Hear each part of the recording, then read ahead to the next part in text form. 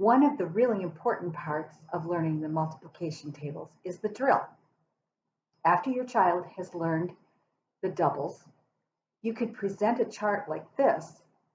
I would suggest between 80 to 100 problems on it. This one is for demonstration purposes, so it's not as long as the normal one that I give the students that I tutor. I have not put on the zeros, ones, or limited twos. Those are the easy ones. Most kids get those anyway. I put more of the mid to upper range on these tests, so the drill and the practice is worth it, worth the time that you're spending. You can get through this a lot faster if you make the test, challenging. At any rate, after the doubles are taught, perhaps you could present this chart and have your child only seek the doubles. So he or she would skip until it gets here with 9 times 9. Here's the doubles. Here's the doubles in this column. There aren't very many, as you can see, so your child is skipping a lot, but that's all right.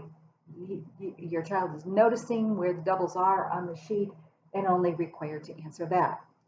As you fold in the 9s and the 2s and the 5s and so forth, you would be expecting more of your child as we go along.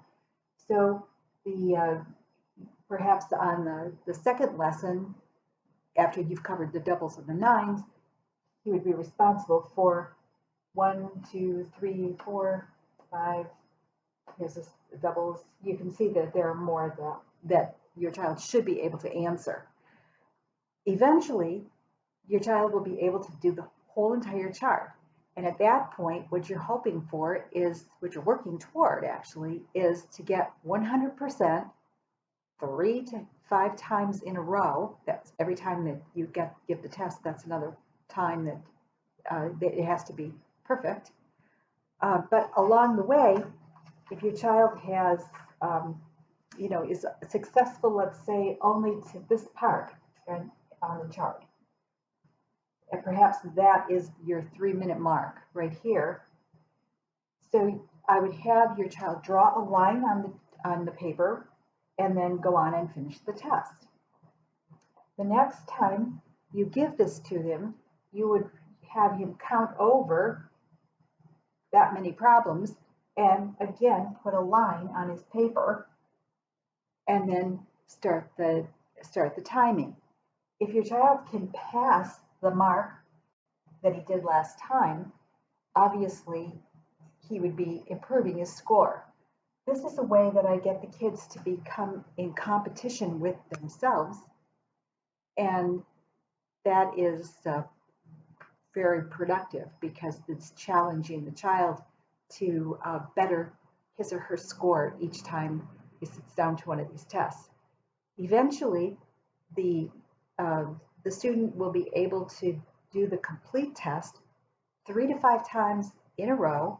That would be successive days or successive times that you give it to him, not just okay, here it is again, here it is again. It's the next day or the next time you study these, and that will build the confidence, and the drill would suffice to keep the multiplication tables current in his mind. And at some point, you will not need this anymore because the tables will be learned. As you get farther and farther into the study of the multiplication tables, that's when I would introduce the division time test. So there would be 2 that your child would take: the multiplication for 3 to 5 minutes and the division. Again, you might not get too far on the division, maybe only to this one right here or over here. So a line would go on the page and he would try to get to this point the next time that the division tables are put in front of him. Actually, I do not teach the division tables per se. I overteach the multiplication tables. Division is reverse of multiplication. If these 2 tests are given back to back, you're going to have even more practice with the fact families.